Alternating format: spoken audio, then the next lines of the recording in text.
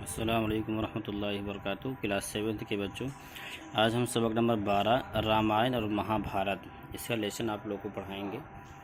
चलिए देखते हैं इस सबक में क्या तालीम, क्या सबक हमें सिखाया गया है। बिस्मिल्लाहिर्रहमानिर्रहीम। ये सबक पंडित जवाहरलाल नेहरू की मशहूर किताब बाप के ख़त बेटी के नाम से लिया गया है। इसमें पंडित जी ने रामायण और महाभारत के मुतालिक बताया है और हिंदुस्तान की पुरानी तारीख की झलक दिखाई है।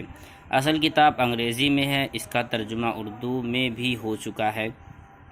एक ज़माने में जब पंडित जवाहरलाल नेहरू जेल में थे तो वो अपनी बेटी इंदिरा पर ये दृष्टि को ये ख़त जेल से भेजा करते थे।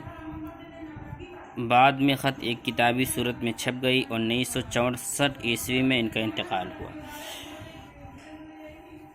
तो पंडित जवाहरलाल नेहरू के बारे में जो बताया गया है कि वो अपनी बेटी के ख़त को जो है जेल ही से भेजा करते थे। वेदों का ज़माना यानी जब वेद लिखे गए थे गुज़र जाने के बाद रज़मिया शायरी का दौर शुरू हुआ। उस दौर को रज़मिया दौर इसलिए भी कहा जाता है कि उसी ज़माने में दो बड़ी तवील रज़मिया नज़में लिखी गईं जिनमें सूरमा और जाबाज इंसानों के कारनामों की कहानियाँ दर्ज झेल हैं।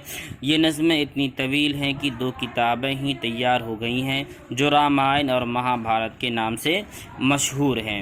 यानी रामायण और महाभारत में सारी वाक़या जो है लिख दिया गया है। इस रज़मिया दौर में आर्य लोग तमाम शुमाली हिंदुस्तान में कोह बिंदिया चल तक फैल गए थे।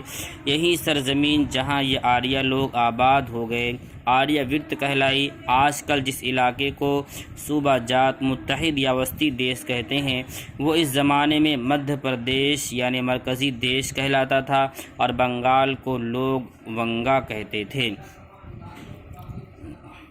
अब तुम्हें मैं एक दिलचस्प बात बताता हूँ जो सुनना तुम पसंद करोगी। यानी अपनी बेटी को ये ख़त से लिख रही हैं। अगर तुम हिंदुस्तान के नक्शे को देखो और तसव्वुर करो तो हिमालय और विंध्याचल पहाड़ों के दरमियान के उस इलाके की शक्ल जिसे आर्यवर्त कहते थे तुम्हें हिलाल की सी नज़र आएगी। यानी चाँद की तरह जो है वो जो तुम्हें दिखाई देगी अगर उस नक्शे को, जो हिंदुस्तान का नक्शा, उसमें अगर देखोगे तो। उसकी मुनासिबत से आर्यवर्त को चाँद का देश भी कहा करते थे। उसी को इंदु का देश भी कहते हैं क्योंकि इंदु के माने चाँद के हैं।